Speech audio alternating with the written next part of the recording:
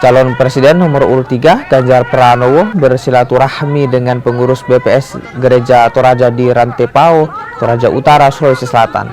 Dalam pertemuan, Ganjar beserta tokoh agama membahas sejumlah isu termasuk soal kekerasan perempuan dan persoalan pengembangan pariwisata ke depan.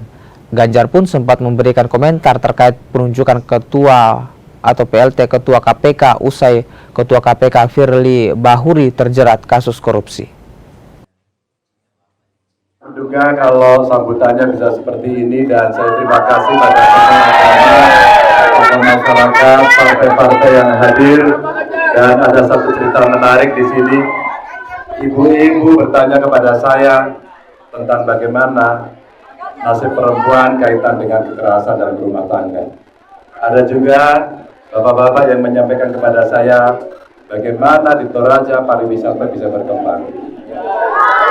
Tapi yang membuat saya terharu hari ini adalah Pak Pendeta memberikan sajadah dan kopiah, saya bisa beribadah di ruangannya. Sesuatu yang mengharukan, sesuatu yang